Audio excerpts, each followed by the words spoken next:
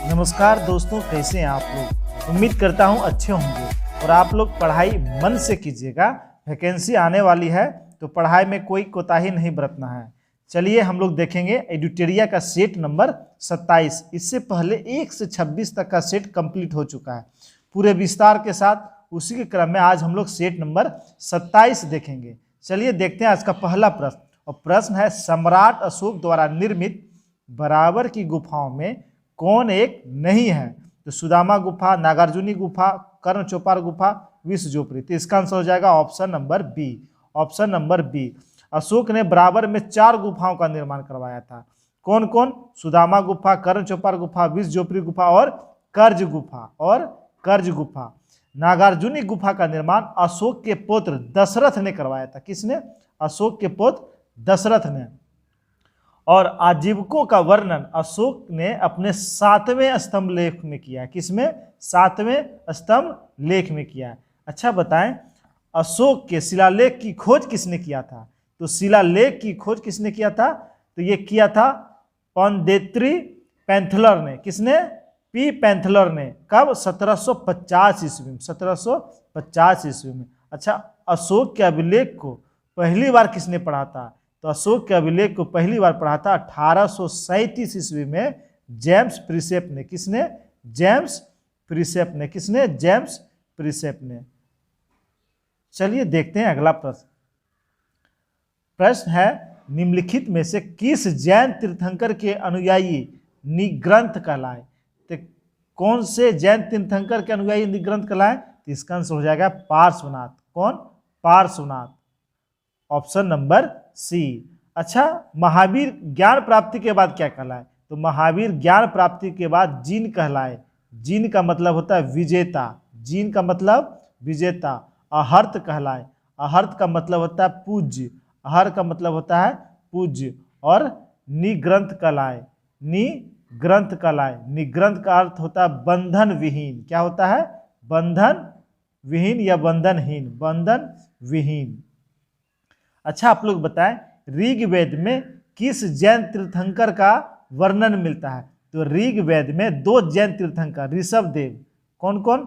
ऋषभदेव और अरिस्टेनेमी। अरिस्टेनेमी का उल्लेख किसमें मिलता है? तो ऋग्वेद में मिलता है। अच्छा, जैन धर्म में ईश्वर की मान्यता थी कि नहीं थी? बिल्कुल नहीं थी। जैन धर्म ईश्वर को नहीं मानते थे, आत्मा और पुनर्जन्म को मानते थे। आत्मा और पुनर्जन्म को मानते थे। चलिए देखते हैं अगला प्रश्न। प्रश्न है भारत की सबसे बड़ी तटीय झील कौन सी है? तो ये चिल्का झील। ऑप्शन नंबर बी, चिल्का झील। ये उड़ीसा राज्य में, यही इसी में नौसेना ट्रेनिंग सेंटर होता है। कहाँ? चिल्का झील में। चिल्का झील की लंबाई है 65 किलोमीटर। इसकी चौड़ाई है 8 से 20 किलोमीटर और इसकी गहराई है 2 मीटर। कितना? 2 मीटर। अच्छा, आप लोग बताएं मीठे पानी की सबसे बड़ी झील? तो वूलर झील। कौन सा? वूलर झील। अच्छा, सबसे बड़ा कृत्रिम झील कौन सा है? तो सबसे बड़ा मेन मेड झील है गोविंद पल्लव सागर। गोविंद पल्लव सागर झील। अच्छा, आप लोग बताएं खारे पानी की सबसे बड़ी झील? तो सांभर झील। खारे पानी की सबसे बड़ी झील सांभर झील। अच्छा, आप लोग बताएं भारत में सबसे ऊंचाई पर स्थित झील कौन सा है? चोलामू झील। कौन सा है? चोलामू झील, सिक्किम में है। अच्छा, आप लोग बताएं विश्व की सबसे बड़ी झील? कैस्पियन सागर। विश्व की सबसे बड़ी झील कैस्पियन सागर। विश्व की सबसे लंबी झील टंगानिका झील। टंगानिका झील सबसे लंबी झील। अच्छा, विश्व के सबसे बड़ी मीठे पानी की झील? तो सुपीरियर झील। कौन सा झील? सुपीरियर झील। और विश्व की सबसे गहरी झील बैकाल झील। कौन सा? बैकाल झील। कहाँ है? रूस में है। चलिए देखते हैं अगला प्रश्न। प्रश्न है भारतीय उपमहाद्वीप में सम्मिलित देशों की कुल संख्या कितनी है? तो भारतीय उपमहाद्वीप में कुल 5 देश हैं। Option number B. वो 5 देश कौन कौन है? एक तो अपना देश भारत, पाकिस्तान, बांग्लादेश, नेपाल और भूटान। ये 5 देश भारतीय उपमहाद्वीपीय में आते हैं। अच्छा, आप लोग बताएं वह कौन सा देश है जो भारत से जल और स्थल दोनों सीमा साझा करते हैं? तो पाकिस्तान और बांग्लादेश। पाकिस्तान और बांग्लादेश भारत से स्थलीय और जलीय दोनों सीमा साझा करते हैं। अच्छा आप लोग बताएं, डूरंड रेखा, डूरंड रेखा का निर्धारण कब हुआ था? तो ये जब निर्धारण हुआ था 1893 में, उसमें यह भारत और अफगानिस्तान के बीच सीमा साझा के बीच अंतर्राष्ट्रीय सीमा था, और अभी ये पाकिस्तान और अफगानिस्तान के बीच है। मेक मोहन रेखा, ये चीन और इंडिया के बीच है, इसका निर्धारण 1914 में किया गया था। रेड क्लिफ का निर्धारण 1947 में किया गया था, भारत और पाकिस्तान के बीच। चलिए देखते हैं अगला प्रश्न। प्रश्न है, धौलाधर एवं मसूरी हिमालय के किस श्रेणी के अंतर्गत आते हैं? तो किस श्रेणी के अंतर्गत आते हैं? तो लघु हिमालय। किसके? लघु हिमालय। जितने भी घूमने वाले प्लेस हैं, मसूरी हो गया, फिर शिमला हो गया, कुल्लू हो गया, मलानी हो गया, ये किस में आते हैं? ये सारे लघु हिमालय में आते हैं। ट्रांस हिमालय में काराकोरम श्रेणी, काराकोरम जो श्रेणी है वो, और सियाचिन ग्लेशियर, ये किस में आते हैं? ट्रांस हिमालय में आते हैं। वृहद हिमालय में जितने सारे ऊंची चोटियां हैं, जितने सारे ऊंची चोटियां हैं, चाहे एवरेस्ट हो, कंचनजंगा हो या नामचा बर्मा हो, ये सारे किस में आते हैं? ये बृहद हिमालय में आते हैं। किस में आते हैं? बृहद हिमालय में। और शिवालिक हिमालय, हिमालय के नवीनतम भाग को कहते हैं, जो हिमालय का पाद प्रदेश क्षेत्र होता है, यानी हिमालय में प्रवेश करने वाला क्षेत्र होता है। चलिए देखते हैं अगला प्रश्न। निम्नलिखित में से किस द्वीप को अग्निद्वीप के नाम से जाना जाता है? तो कौन सा द्वीप को? आइसलैंड द्वीप को। ऑप्शन नंबर बी, आइसलैंड द्वीप को अग्निद्वीप के नाम से जाना जाता है। बोर्नियो द्वीप, ये इस पर तीन देश का अधिकार है। कौन कौन? इंडोनेशिया, मलेशिया और ब्रुनोई। इंडोनेशिया, मलेशिया और ब्रुनोई। ग्रीनलैंड द्वीप, ये सबसे बड़ा द्वीप कौन है? ग्रीनलैंड द्वीप। अच्छा आप लोग बताएं, ये किसके अंतर्गत आता है? तो ये डेनमार्क, इस पर किसका कब्जा है? डेनमार्क का कब्जा है। किसका? डेनमार्क का कब्जा। अच्छा, लूजन द्वीप कहाँ है? तो लूजन द्वीप मनीला फिलीपींस में है। कहाँ है? फिलीपींस में है। हवाई द्वीप, इस पर अमेरिका का अधिकार है। किसका अधिकार है? अमेरिका का अधिकार है। चलिए देखते हैं अगला प्रश्न है, मुंबई हाई में ओएनजी के द्वारा तेल उत्पादन की शुरुआत पहली बार कब की गई थी? तो पहली बार किया गया था 1974 में। ऑप्शन नंबर बी, 1974 में। अच्छा आप लोग बताएं, इंडियन ऑयल कॉरपोरेशन का स्थापना कब हुआ था? तो 1959 में। ओएनजीसी का स्थापना कब हुआ था? ये 1956 में हुआ था। कब हुआ था? 1956 में। अच्छा, हिंदुस्तान पेट्रोलियम की स्थापना कब हुआ था? 1974 में। कब? 1974 में। इंडियन ऑयल कॉरपोरेशन की स्थापना कब हुआ था? ये 1959 में। 1959 में। भारत पेट्रोलियम का गठन कब हुआ था? 1952 में। अच्छा, एनटीपीसी का गठन कब हुआ था?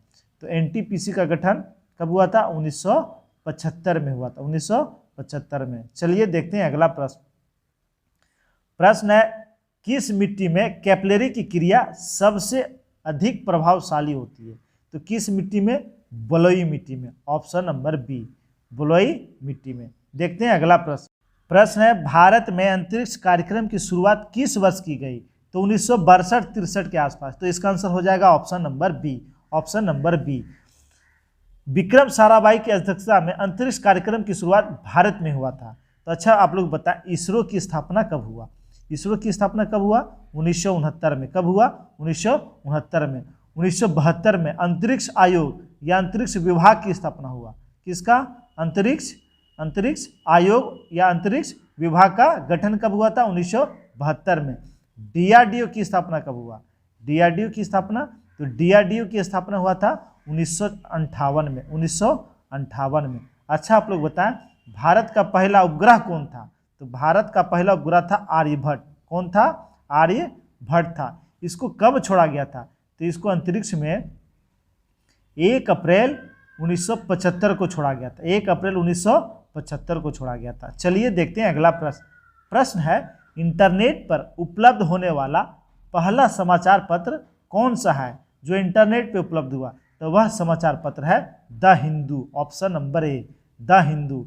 अच्छा आप लोग बताएं, इंटरनेट का शुरुआत किसने किया था? इसकी शुरुआत कब हुई थी? तो इंटरनेट की शुरुआत 1950 में हुआ था। किसके द्वारा किया गया था? विंट सर्फ के द्वारा, विंट सर्फ के द्वारा इसका शुरुआत किया गया था। चलिए देखते हैं अगला प्रश्न। प्रश्न है वन महोत्सव की शुरुआत किसने की थी? तो वन महोत्सव की शुरुआत किसने किया था? तो वन महोत्सव की शुरुआत के.एम. मुंशी ने किया था। किसने किया था? के.एम. मुंशी ने किया था। अच्छा, राजेंद्र सिंह, इसे जल पुरुष के नाम से जानते हैं। राजेंद्र सिंह को जल पुरुष के नाम से जानते हैं। जबकि सुंदरलाल बहुगुणा चिपको आंदोलन के प्रमुख नेता थे। सुंदरलाल बहुगुणा चिपको आंदोलन के प्रमुख नेता थे। मेघा पाटेकर नर्मदा बचाओ, मेधा पाटेकर नर्मदा बचाओ अभियान के मुख्य नेता कौन थे? मेधा पाटेकर। चलिए देखते हैं अगला प्रश्न। प्रश्न है विश्व की सर्वाधिक समस्यात्मक जलीय घास फूस है, तो कौन है? यह है Eichhornia, option number C, option number C. Wolffia, Wolffia क्या है? तो ये सबसे छोटा फूल, सबसे छोटा फूल कौन सा है? वोल्फिया का फूल। सबसे बड़ा फूल किसका होता है? रेफ्लेसिया का फूल। किसका? रेफ्लेसिया का फूल। एजोला, एजोला यह समुद्री घास होता है जिसका उपयोग फर्न, जिसे फर्न कहते हैं, और जिसका उपयोग पशुओं के पोषण के रूप में किया जाता है। चलिए देखते हैं अगला प्रश्न। प्रश्न है इनमें से कौन सा निवेश बाजार से संबंधित नहीं है? तो कौन संबंधित नहीं है?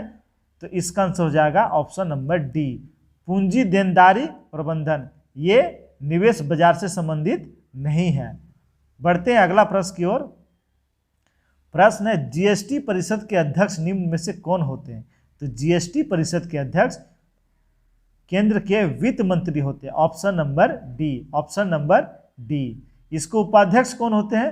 तो राज्य सरकारों के मंत्रियों के बीच एक उपाध्यक्ष नियुक्त होता है। और इसके सदस्य कौन होते हैं? तो इसके सदस्य होते हैं जितने राज्यों हैं या केंद्र शासित प्रदेश हैं उनके वित्त मंत्री और केंद्रीय वित्त मंत्री, केंद्रीय वित्त मंत्री और राज्यों के वित्त मंत्री इसके सदस्य होते हैं। अच्छा, आप लोग बताएं जीएसटी को भारत में कब लागू किया? तो जीएसटी को भारत में 101वां संविधान संशोधन करके ये लागू हुआ था 1 जुलाई 2017 से, 1 जुलाई 2017 से। अच्छा, जीएसटी का हिस्सेदारी कितना है? तो राज्यों को 2/3 मिलता है और केंद्र को 1/3 मिलता है। ये जीएसटी का केंद्र और राज्य में हिस्सेदारी होता है। चलिए देखते हैं अगला प्रश्न। प्रश्न है निम्न में से कौन प्रत्यक्ष कर का उदाहरण नहीं है? तो प्रत्यक्ष कर का उदाहरण कौन नहीं है? तो इसका आंसर हो जाएगा option number A, option number A प्रत्यक्ष कर का उदाहरण नहीं है, यह अप्रत्यक्ष कर का उदाहरण है। अच्छा, हम लोग देख लेते हैं प्रत्यक्ष कर के उदाहरण। प्रत्यक्ष कर के उदाहरण तो आयकर, आयकर, निगम कर, संपदा शुल्क, भू राजस्व, उपहार शुल्क, पूंजी लाभ कर, ये सारे क्या होते हैं? प्रत्यक्ष कर के उदाहरण होते हैं। अप्रत्यक्ष कर के उदाहरण कस्टम शुल्क, जीएसटी, सेवा शुल्क, बिक्री कर, मनोरंजन, वैट, उत्पाद, स्टैम्प ड्यूटी, ये सारे अप्रत्यक्ष कर के उदाहरण हैं। चलिए देखते हैं अगला प्रश्न। प्रश्न है निम्न अर्थशास्त्रियों में से किसने कहा अर्थशास्त्र आदर्श विज्ञान है? तो अर्थशास्त्र आदर्श विज्ञान है, ये किस अर्थशास्त्री ने कहा था? मॉर्सल ने कहा था। Option number B, option number B. Robbins ने क्या कहा था अर्थशास्त्र के बारे में? तो रॉबिन्स ने कहा था अर्थशास्त्र मनुष्य जीवन की साधारण व्यापार संबंधी क्रियाओं का अध्ययन है। साधारण व्यापार संबंधी क्रियाओं का अध्ययन है। किसने कहा था? रॉबिन्स ने कहा था। सैमुअल्सन ने क्या कहा था? तो सैमुअल्सन ने कहा था अर्थशास्त्र समस्त आर्थिक साधनों तथा मानव की वर्तमान और भविष्य की आवश्यकताओं को संतुष्ट करने का अध्ययन है। ये किसने कहा था? सैमुअल्सन ने कहा था। चलिए देखते हैं अगला प्रश्न। प्रश्न है भारतीय संविधान के किस अनुच्छेद के अंतर्गत नियंत्रण एवं महालेखा परीक्षक की नियुक्ति होती है? तो अनुच्छेद 148 के तहत, अनुच्छेद 148 के तहत। अभी भारत के वर्तमान के कौन है? तो गिरीश चंद्र मुर्मू। कौन है? गिरीश चंद्र मुर्मू।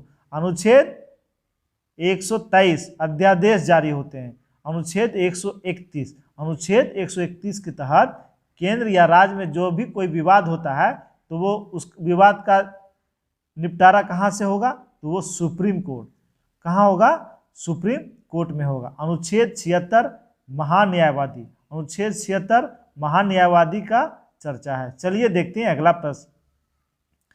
प्रश्न है किस संविधान संशोधन द्वारा भूतपूर्व पुर्तगाली अंतः क्षेत्र को भारत में शामिल कर केंद्र शासित प्रदेश का दर्जा दिया गया।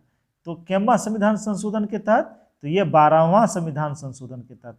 8वां संविधान संशोधन 1959 में हुआ था। इसमें लोकसभा और विधानसभा में अनुसूचित जाति, जनजाति और आंग्ल समुदाय के लिए आरक्षण को अगले 10 वर्ष तक बढ़ाया गया था।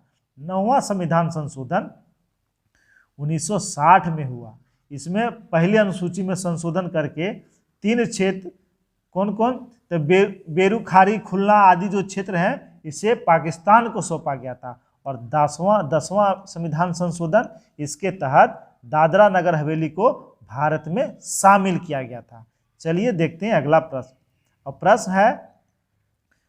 प्रश्न है डॉक्टर राजेंद्र प्रसाद संविधान सभा के निम्न में से किस समिति के अध्यक्ष नहीं थे। तो वो अल्पसंख्यक समिति के अध्यक्ष नहीं थे। ऑप्शन नंबर डी, अल्पसंख्यक और मौलिक अधिकार समिति के अध्यक्ष थे सरदार वल्लभ भाई पटेल। कौन थे, सरदार वल्लभ भाई पटेल। अच्छा आप लोग बताएं, अल्पसंख्यक उप समिति के अध्यक्ष कौन थे। तो ये इसके अध्यक्ष थे एस.सी. मुखर्जी। कौन थे, एस.सी. मुखर्जी थे। जबकि मौलिक अधिकार उप समिति के अध्यक्ष थे जे.बी. कृपलानी। कौन थे, जे.बी. कृपलानी थे। चलिए देखते हैं अगला प्रश्न। अब प्रश्न है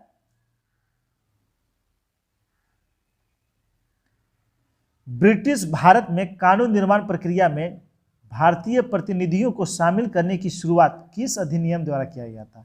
तो इसकी शुरुआत किया गया था भारत परिषद अधिनियम 1861। Option number B.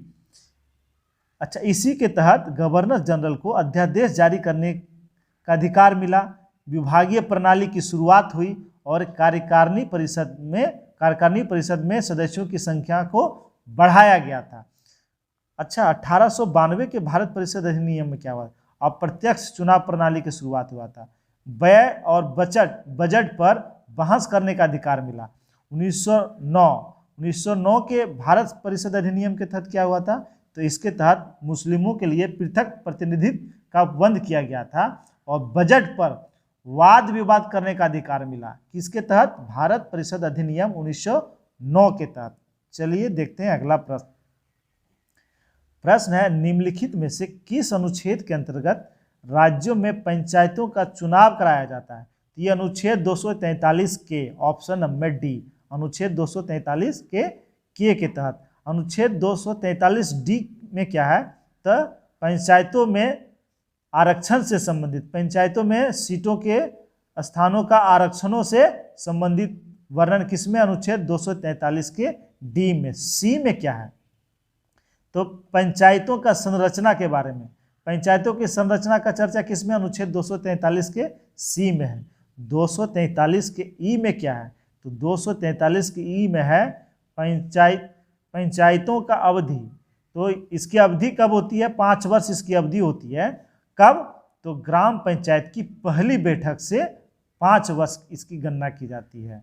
अच्छा, अनुच्छेद 243 के बी में, 243 के बी में क्या है, तो पंचायतों का गठन का चर्चा है। पंचायतों का गठन किसके तहत, 243 के बी के तहत। चलिए देखते हैं अगला प्रश्न। प्रश्न है भारत में संविधान सभा के गठन का विचार सर्वप्रथम किसने रखा था। तो सर्वप्रथम रखा था एम.एन. रॉय ने। किसने, एम.एन. रॉय ने। संविधान सभा का संवैधानिक सलाहकार कौन था, संवैधानिक सलाहकार कौन था, बी.एन. राव। कौन था, बी.एन. राव था। संविधान सभा का प्रारूप किसने तैयार किया था, एस.एन. मुखर्जी ने। किसने, एस.एन. मुखर्जी ने तैयार किया था।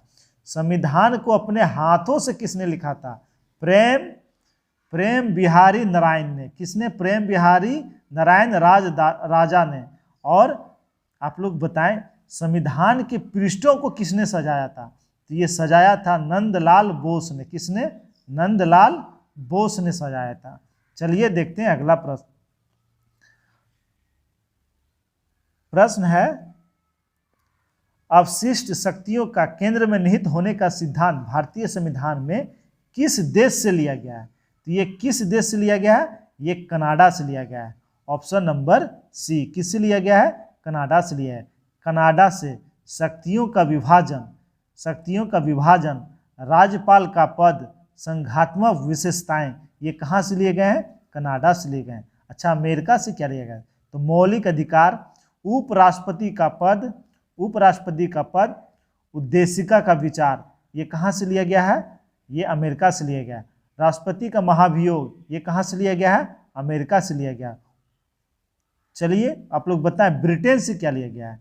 तो ब्रिटेन से क्या लिया गया है? तो संसदीय शासन पद्धति, विधि द्वारा शासन, परमाधिकार लेख, द्विसदनात्मक, ये कहाँ से लिए गए? ब्रिटेन से लिए गए हैं। फ्रांस से क्या लिया गया है? तो फ्रांस से गणतंत्रात्मक व्यवस्था, स्वतंत्रता, समानता और बंधुत्व का आदर्श, ये कहाँ से लिया गया है? ये फ्रांस से लिया गया है। चलिए देखते हैं अगला प्रश्न।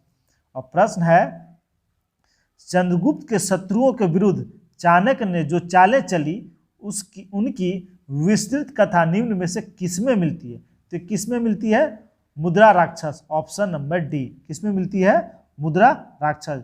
इसके लेखक कौन थे? तो विशाख दत्त। कौन थे? विशाख दत्त। अर्थशास्त्र, इसके लेखक चाणक्य थे। इंडिका, इसके लेखक मेगास्थनीज थे, जिसमें मौर्य काल का चर्चा है। चलिए देखते हैं अगला प्रश्न। और प्रश्न है, हड़प्पा लिपि में बड़े आकार के 10 चिन्हों वाला एक शिलालेख कहाँ से प्राप्त हुआ? तो ये कहाँ से प्राप्त हुआ? ये धोलावीरा से प्राप्त हुआ। कहाँ से प्राप्त हुआ? धोलावीरा। धोलावीरा किस राज्य में है? गुजरात में है। किस राज्य में है? गुजरात में है। अच्छा बताइए, स्वतंत्रता के बाद सबसे अधिक खोज कहाँ हुआ? किस राज्य में? हड़प्पा सभ्यता के ज़्यादा स्थल कहाँ खोजे गए हैं? तो गुजरात में खोजे गए। कहाँ? गुजरात में। लोथल, या हड़प्पा सभ्यता का एक बंदरगाह था। हड़प्पा सभ्यता का एक बंदरगाह था। लोथल से धान के भूसी की प्राप्ति हुई है। माप तोल की वस्तुएं प्राप्त हुई है। कहाँ से? लोथल से। कहाँ से? लोथल से।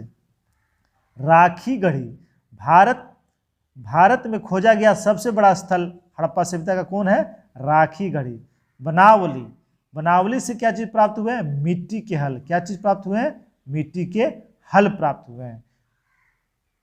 धौलावीरा, तो धौलावीरा ही ऐसा स्थल है जहाँ जो शहर जो है 3 भागों में बटा हुआ था। एक दुर्ग, दूसरा मध्यम नगर और तीसरा निचला नगर। कौन सा? समुद्रगुप्त के प्रयाग प्रशस्ति वाले स्तंभ पर निम्नलिखित में से किसका लेख मिलता है? तो जहांगीर का लेख मिलता है। किसका लेख मिलता है? जहांगीर। जहांगीर का बात हुआ तो आप लोग बताएं जहांगीर के बचपन का क्या नाम था? तो बचपन का नाम था सलीम। क्या नाम था? सलीम नाम था। जहांगीर का विवाह किससे हुआ? नूरजहां से हुआ, जिसे मेहरुनिसा कहा जाता है, जिसका वास्तविक नाम था मेहरुनिसा। क्या रहा? मेहरुनिसा था। अच्छा आप लोग बताएं, जहांगीर का मकबरा का निर्माण किसने कराया था? तो नूरजहां ने कराया था। किसने कराया था? नूरजहां में। और इसका मकबरा कहाँ है? लाहौर में है। जहांगीर ने तंबाकू पर प्रतिबंध लगाया था। किस पर प्रतिबंध लगाया था? तंबाकू पर प्रतिबंध लगाया था। इन्होंने न्याय की घंटी लगवाया था। न्याय का घंटा किसने लगवाया था? जहांगीर ने लगवाया था। चलिए देखते हैं अगला प्रश्न। प्रश्न है, खजुराहो मंदिर का संबंध निम्नलिखित में से किस धर्म से है? तो किस धर्म से है? तो ये बौद्ध धर्म और जैन धर्म दोनों से है। तो इसका आंसर हो जाएगा ऑप्शन नंबर डी।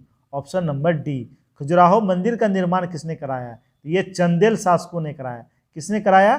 चंदेल शासकों में। ये मध्य प्रदेश में। कहाँ है? मध्य प्रदेश में। एक क्वेश्चन आता है, सबरीमाला मंदिर किस राज्य में है? सबरीमाला मंदिर किस राज्य में है? ये केरल में है। किस राज्य में है? केरल में है। अच्छा, रथ मंदिर, महाबलीपुरम का रथ मंदिर कहाँ है? तो तमिलनाडु में। कहाँ है? तमिलनाडु में। ये जो खजुराहो का मंदिर है, ये कौन सा शैली में बना हुआ है? ये नागर शैली में बना हुआ है। कौन सा शैली में? नागर शैली में बना हुआ है। देखते हैं अगला प्रश्न। प्रश्न है, द्वितीय संगम का आयोजन निम्नलिखित में से कहाँ किया गया था? तो द्वितीय संगम का आयोजन कहाँ हुआ था? कपाटपुरम में हुआ था। Option number B. कहाँ हुआ था? कपाटपुरम में हुआ था। जिसकी अध्यक्षता किसने किया था? जिसकी अध्यक्षता किया था अगस्त ऋषि ने। किसने किया था? अगस्त ऋषि ने किया था। इसी में तमिल साहित्य लोकात्पीयम की रचना किया गया था। किसमें? द्वितीय संगम में, जो कपाटपुरम में हुआ था। अच्छा, पहला संगम कब हुआ था? पहला संगम कहाँ हुआ था? मदुरई में हुआ था। कहाँ हुआ था? मदुरई में हुआ था। जिसकी अध्यक्षता किसने किया था? अगस्त ऋषि ने किया था। किसने किया था? अगस्त ऋषि ने किया था। और दूसरी तो कपाटपुरम में हुआ था। तीसरी संगम कब हुआ? कहाँ हुआ था? तो तीसरा संगम भी मदुरई में हुआ था, जिसकी अध्यक्षता नक्कीकर ने किया था। नक्कीरर ने किया था। किसने किया था? नक्कीरर ने किया था। तीनों याद रखेंगे। पहला जो हुआ था मदुरई में, दूसरा हुआ था कपाटपुरम में, तीसरा हुआ था मदुरई में। चलिए देखते हैं। अच्छा, आप लोग बताएं, तमिल का बाइबल किसे कहते हैं? तमिल का बाइबल किसे कहते हैं? तो तमिल का बाइबल किसे कहते हैं? तिरुकुल्लर को। किसे कहते हैं? तिरुकुल्लर को तमिल का बाइबल कहा जाता है, तिरुकुल्लर को। चलिए देखते हैं अगला प्रश्न। प्रश्न है, गुलरुखी शीर्षक से फारसी कविताएं लिखने वाला सुल्तान कौन था? तो वह था सिकंदर लोदी। कौन था? Sikandar Lodi. Option number A. इन्होंने आगरा की स्थापना किया और आगरा राजधानी बनाया। इन्होंने तजिया पे रोक लगाया और स्त्रियों को मजार पर जाने से प्रतिबंध लगा दिया। किसने? सिकंदर लोदी ने। बहलोल लोदी लोदी वंश का संस्थापक था। यह पहला अफगान राज्य की स्थापना करने वाला शासक था। बहलोल लोदी अपने सरदारों को क्या कहकर बुलाता था? तो अपने सरदार को वो मनसदे आली कहता था। क्या कहता था? मनसले आली कहता था। मनसले आली। इब्राहिम लोदी, यह लोदी वंश का अंतिम शासक था। इसे बाबर ने पानीपत के युद्ध में 1526 में पराजित किया और मुगल साम्राज्य की स्थापना किया था। देखते हैं अगला प्रश्न। निम्न में से किसने अंग्रेजी स्वर्ण मुद्रा को भारत की कानूनी मुद्रा घोषित किया था? तो किसने किया था? लॉर्ड कर्जन ने। Option number D. किसने? लॉर्ड कर्जन ने। लॉर्ड कर्जन के समय में महत्वपूर्ण आयोग की स्थापना किया गया था, जो हर एक एग्जाम में कभी न कभी पूछे जाते हैं। देख लेते हैं। सिंचाई आयोग की स्थापना। सिंचाई आयोग की स्थापना 1901 ईस्वी में किया गया था। किसके अध्यक्षता में? मॉनक्रिफ की अध्यक्षता में। मॉनक्रिफ की अध्यक्षता में सिंचाई आयोग। पुलिस आयोग की स्थापना किया गया था 1902 में, एंड्रू फ्रेजर की अध्यक्षता में। एंड्रू फ्रेजर की अध्यक्षता में। अकाल आयोग का गठन किया गया था। अकाल आयोग का गठन किया गया था। किसकी अध्यक्षता में किया गया था? मैकडोनाल्ड की अध्यक्षता में। मैकडोनाल्ड की अध्यक्षता में। अच्छा, भारतीय पुरातत्व विभाग की स्थापना कब किया गया था? तो 1904 ईस्वी में, कर्जन के समय में। और 1902 ईस्वी में रेले की अध्यक्षता में विश्वविद्यालय आयोग की स्थापना किसके द्वारा किया गया था? लॉर्ड कर्जन के द्वारा। चलिए देखते हैं अगला प्रश्न।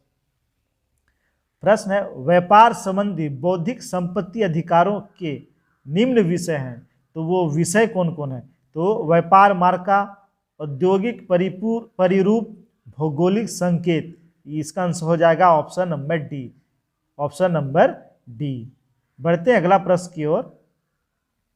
प्रश्न है, सूची 1 को सूची 2 से मिलान करें। फकीर विद्रोह।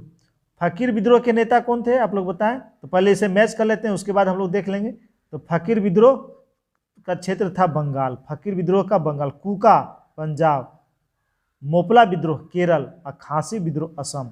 फकीर विद्रोह के नेता कौन थे? तो मजनू शाह। कौन थे? मजनू शाह थे। फकीर विद्रोह के नेता थे मजनू शाह। कुका विद्रोह के जवाहर मल। कौन थे? जवाहर मल थे। मोपला विद्रोह के नेता कौन थे? तो अली मुसलियार मोपला विद्रोह के नेता थे। खांसी विद्रोह के नेता कौन थे? तीरथ सिंह। कौन थे? तीरथ सिंह। तो आप लोग बताएं, सन्यासी विद्रोह के नेता कौन थे? केना सरकार। कौन थे? केना सरकार। और भील विद्रोह के नेता कौन थे? सेवाराम। कौन थे? सेवाराम थे। देखते हैं अगला प्रश्न। प्रश्न है, वुमेन इंडिया एसोसिएशन के संस्थापक कौन थे? तो इसके संस्थापक थे लेडी सदाशिव अय्यर। लेडी सदाशिव अय्यर, जिसकी स्थापना 1917 में किया गया था। 1917 में किया था। रमाबाई, रमाबाई के द्वारा शारदा सदन का स्थापना किया गया था। किसका? शारदा सदन का स्थापना किया गया था 1889 ईस्वी में। 1889 ईस्वी में ज्योतिमा फूले इनके द्वारा सत्य शोधक समाज की स्थापना किया गया था। सत्य शोधक समाज की स्थापना ज्योतिमा फूले के द्वारा 1873 ईस्वी में किया गया था। एनी बेसेंट मद्रास में होम रूल का गठन किया था। कौन? एनी बेसेंट 1916 ईस्वी में। 1916 ईस्वी में। देखते हैं अगला प्रश्न। प्रश्न है, निम्नलिखित में से कौन सा एल्युमिनियम का अयस्क है? तो एल्युमिनियम का कौन अयस्क है? तो corundum. Option number A, corundum aluminium का अयस्क है। जबकि नाइटर पोटेशियम का अयस्क है। किसका अयस्क है? पोटेशियम का अयस्क है। सिलेस्टाइन किसका अयस्क है? तो ये स्ट्रांसियम का अयस्क है। किसका? स्ट्रांसियम का अयस्क है। और किसेराइट, जिसे किसेटेराइट भी कहते हैं, यह टीन का अयस्क है। किसका अयस्क है? टीन का अयस्क है। बढ़ते हैं अगला प्रश्न की ओर। प्रश्न है, पुराने तेल चित्रों के रंगों का फिर से उभारने के लिए किसका प्रयोग किया जाता है? तो पुराने तेल चित्रों के रंगों का फिर से उभारने के लिए हम लोग हाइड्रोजन परऑक्साइड का उपयोग करते हैं। Option number B. अच्छा, आप लोग बताएं, जिंक सल्फेट इसका उपयोग क्या चीज़ में होता है? तो कवकनाशी में, चर्म उद्योग में और आँख का लोशन बनाने में जिंक सल्फेट का प्रयोग होता है। अच्छा, आप लोग बताएं, पोटेशियम क्लोराइड, तो इसका उपयोग हम लोग पोटास यानी उर्वरक के रूप में करते हैं। किसके रूप में? उर्वरक के रूप में। सल्फ्यूरिक एसिड, इसका उपयोग हम लोग बैटरी में करते हैं और उर्वरक उत्पादन में भी इसका उपयोग होता है, सल्फ्यूरिक एसिड का। चलिए देखते हैं अगला प्रश्न। प्रश्न है, आवर्त सारणी में किस ब्लॉक के सभी तत्व धातु हैं? तो किस ब्लॉक के सभी तत्व धातु हैं? तो वो है एस ब्लॉक और एफ ब्लॉक। एस ब्लॉक और एफ ब्लॉक के सभी तत्व क्या होते हैं? धातु हैं। अच्छा, आवर्त सारणी को कुल 4 ब्लॉक में बांटा गया, एस पी डी एफ। तो ये एस और एफ में धातुएं पाई जाती है। तो आप लोग बताएं पी में क्या? तो पी में धातु, अधातु और उपधातु तीनों पाए जाते हैं। किस ब्लॉक में? पी ब्लॉक में। जबकि डी ब्लॉक में संक्रमण धातु पाए जाते हैं। संक्रमण धातु जैसे कोबाल्ट, कॉपर, जिंक किस में पाए जाते हैं? डी ब्लॉक में पाए जाते हैं। चलिए देखते हैं। प्रश्न है, निम्नलिखित में से किस रूप में विदेशी मुद्रा का प्रवाह भारतीय संदर्भ में अधिक उड़नशील कहा जाता है? तो वो है अनिवासी भारतीय जमाएं तथा विदेशी पोर्टफोलियो निवेश। इसका आंसर हो जाएगा ऑप्शन नंबर डी। देखते हैं अगला प्रश्न। प्रश्न है, एक लेंस में +2.0 डायोप्टर की शक्ति है। लेंस की किस्म या प्रकृति और इसकी फोकस लंबाई क्या होगी? तो फोकस लंबाई बराबर फॉर्मूला होता है 1/d। तो d का मान कितना दिया है? +2.0। इसे हम लोग कट करेंगे तो इसका आंसर कितना होगा? इसका आंसर है 0.5 मीटर। 0.5 मीटर इसका आंसर हो जाएगा। तो ये हो जाएगा उत्तल 0.5 मीटर। Option A. चलिए देखते हैं अगला प्रश्न। प्रश्न है, दबाव बढ़ने से बर्फ के गलनांक पर क्या प्रभाव पड़ता है? तो जब हम लोग दाब बढ़ाते हैं तो बर्फ का गलनांक घटता है। क्या होता है? घटता है। अच्छा, आप लोग बताएं, दाब बढ़ाने से द्रव का गलनांक बढ़ेगा या घटेगा? तो दाब बढ़ाने से तो गलनांक घटता है। दाब बढ़ाने से क्वथनांक क्या होगा? दाब बढ़ाने से क्वथनांक बढ़ता है। क्वथनांक क्या होता है? बढ़ता है। अशुद्धि मिलाने से भी क्वथनांक बढ़ता है। दाब बढ़ाने और अशुद्धि बढ़ाने से क्वथनांक क्या होता है? बढ़ता है। जबकि दाब बढ़ाने से गलनांक क्या होता है? घटता है। चलिए देखते हैं अगला प्रश्न। प्रश्न है, पाइरोमीटर का प्रयोग निम्नलिखित में से किसके मापन में किया जाता है? तो पाइरोमीटर का उपयोग हम लोग उच्च तापमान मापने में करते हैं। उच्च तापमान। ऑप्शन नंबर ए, वायु दाब किससे नापते हैं? बैरोमीटर से। किससे नापते हैं? बैरोमीटर से। भूकंप की तीव्रता हम लोग जानते हैं सिस्मोग्राफ में। अच्छा, आप लोग बताएं, गैस दाब किस में नापते हैं? गैस दाब किस में नापते हैं? मैनोमीटर में नापते हैं। किस में नापते हैं? मैनोमीटर में नापते हैं। वायु का वेग किससे नापते हैं? वायु का वेग किससे नापते हैं? एनीमोमीटर से नापते हैं। किससे? एनीमोमीटर से नापते हैं। अच्छा, आप लोग बताएं, अपेक्षिक आर्द्रता किससे नापते हैं? अपेक्षिक आर्द्रता किससे नापते हैं? हाइग्रोमीटर से। किससे? हाइग्रोमीटर से नापते हैं। और आप लोग बताएं, अपेक्षित घनत्व किससे नापते हैं? तो ये नापते हैं, हाइड्रोमीटर से नापते हैं द्रवों की अपेक्षित घनत्व। चलिए देखते हैं अगला प्रश्न, और प्रश्न है उत्पादक कीमत सूचकांक मापता है। उत्पादक कीमत सूचकांक मापता है, तो कैसे देख लेते हैं। तो इसका आंसर हो जाएगा उत्पादित वस्तुओं और सेवाओं की कीमत के औसत परिवर्तन को। तो इससे क्या नापा जाता है? उत्पादक कीमत सूचकांक। Option number A, option number A.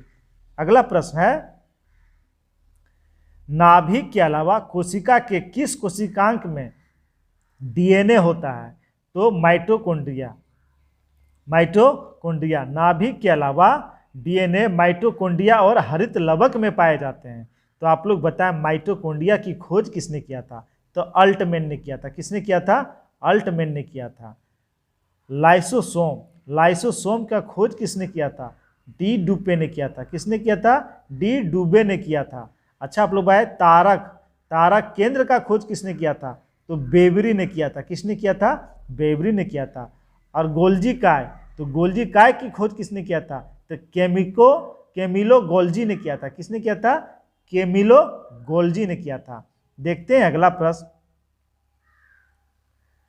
प्रश्न है लाल रक्त कोशिकाओं की औसत आयु कितनी होती है? तो लाल रक्त कोशिकाएं यानी रेड ब्लड सेल आरबीसी की आयु लगभग 120 दिन होती है। Option number C, option number C, option number C. RBC में केंद्रक नहीं पाया जाता है। आरबीसी में केंद्रक नहीं पाया जाता है। आरबीसी का निर्माण अस्थि मज्जा में होता है। कहाँ होता है? अस्थि मज्जा में होता है। अच्छा, डब्ल्यूबीसी का जीवन काल 2 से 4 दिन। डब्ल्यूबीसी का जीवन काल 2 से 4 दिन। इसमें केंद्रक पाए जाते हैं। डब्ल्यूबीसी में केंद्रक पाए जाते हैं और इसका भी निर्माण अस्थि मज्जा में होता है। चलिए देखते हैं अगला प्रश्न। और प्रश्न है निम्नलिखित में कौन एक लिंगी है? तो कौन एक लिंगी है? अस्केरिस। अस्केरिस, ऑप्शन नंबर डी। एक लिंगी क्या होता है? जिसमें नर और मादा स्पष्ट रूप से अलग होते हैं, उसे हम लोग एक लिंगी कहते हैं। जैसे मनुष्य, मछली, सरीसृप, ये सारे क्या चीज में आते हैं? एक लिंगी में आते हैं। तो उभय लिंगी क्या होता है?